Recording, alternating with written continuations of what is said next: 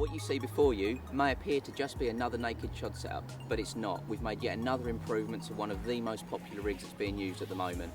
The top end still contains the components that come in the naked chod kit, and the middle part is just one of my own tied, very short chod rigs. However, this end, hiding behind my thumb and forefinger, is the new development, and it is the line saver bead. Now, for those of you that have used a naked chod system, it looks very similar because it's got the barrel that's exactly the same that you get in the kit. However, it's now got attached to it, fused together, like a very small, almost like a small tail rubber if you like. Once again, it's all made of tungsten, so it's keeping everything pinned to the bottom, but it's got a far more important feature than that. You know what it's like, you've all caught a few fish using this type of setup, and during the fight, once you've landed the fish, you've often got that little coily bit of line just above your bead, and that's where the fish has been pulling the swivel against the line, and it's just created that little bit of abrasion on it, and basically you've got to cut it off and start again before you cast back out. That's what this is here to solve. As the rig moves its way down during the fight, the swivel is now pulling on that tungsten bead, and there's no way that the line can suffer any damage because of it. And I'm talking from experience. I've actually been testing this product for probably the best part of 6 months now, and really have had some fantastic results. I use it mostly in the colder months when I was chod fishing, but right up until now, the chod would often find itself on one rod for me, and this is always now part of that setup. And talking of one rod, that's all I've got in the water at the moment. I'm currently sat by a lovely little lake in Mersey, and I really want to show you exactly how it works live with a fish attached to the end. But to do that, I might need to get my second rod cast out, so that's exactly what I'm going to do now.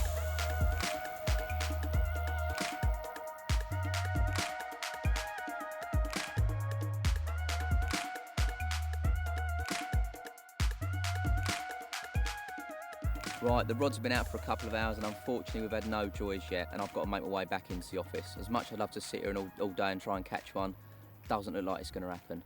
Just to give the rods a few more minutes, I'm just going to talk you through the tying of everything and the setup of the system, just so that you know exactly what you're doing when you've got your bits from your local tackle shop. So, first things first, I've got my chod rig already tied on, I slide that down onto the main line. That is then followed by the top half of the naked chod system. Now, I'm using the 20-pound touchdown. The lakes I'm fishing normally, I'm not casting very far, they're quite weedy, so I want to make sure that if I hook a fish, everything is perfectly strong enough to deal with any situation that pops up.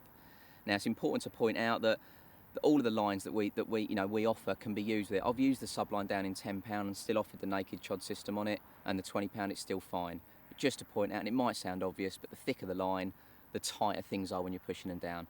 As always, with anything, be it tying a knot or pushing things on your line, just make sure you wet it either with saliva or just give it a little dunk in the lake first. Once that's down in position, that is then followed by the new line saver bead. Move it up out the way to give you plenty of room to work with. So slide it up, just so that when you come to tying your knot, you've got plenty of room to do so. The next thing you slide on, I use this just to buffer my knot that's attached to the quick link. So it's just a silicone sleeve. Slide that up, again, get it out the way, and then tie it to an extra small quick link. Now, the reason I use a quick link at the bottom is because sometimes, like today when I first got it, it was very windy, and I was just about sort of hitting the cast I needed with an 1.5 ounce lead. Now, maybe I'd have been better suited to a 2 ounce. So if I needed to, I could have just clipped it off and put a slightly heavier lead on. It just gives you a bit more versatility. Once you've got your quick link on, get the lead of choice and cut the swivel off. You don't need it in this situation. It's not going to be used on a leg clip, and it'll make the bottom bit of the rig too long. It's just unnecessary. So snip it off with your crimp tool, so you've just got the brass loop, then you clipped on. Now, you then sort of work your way back. You work from your top end, you've got all your components on your line. Now it's just a case of setting it up. So once the lead's on, your silicone sleeve slides down, covers the quick link and the brass loop, and gives that little bit of play. There's a little bit of buffer there, so when you're playing the fish, it just helps a little bit of shock absorption. Line saver bead is moved down into position, and this bit's quite important. You just want to make sure there's absolutely no way that the hook can come into touching distance of the silicone sleeve, and more importantly, the lead. This rig can literally be cast anywhere as long as you think about what you're doing. If that was down a little bit further, there'd be a chance of the lead dinking the point over, or even hooking into the silicone. You'd have a rig sitting out there not doing what it's meant to do. So there you go, that's all the gap you need. The boilie can touch it, that's fine, but there's absolutely no way the hook can come into contact.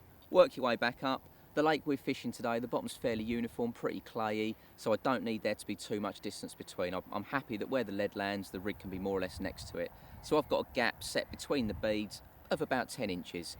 If your lake's got a bit of low-lying weed on the bottom and you're a little bit unsure what you're fishing over, or maybe there's a bit more silt, then you keep moving this bead back to a distance that you feel the lead can land and the rig can then come to settle on top of whatever's in its way. And that is the beauty of the chod rig.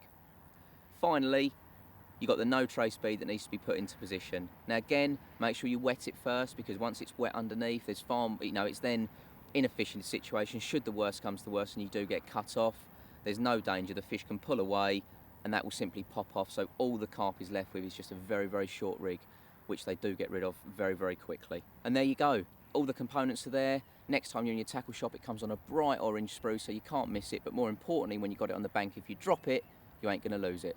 Be lucky.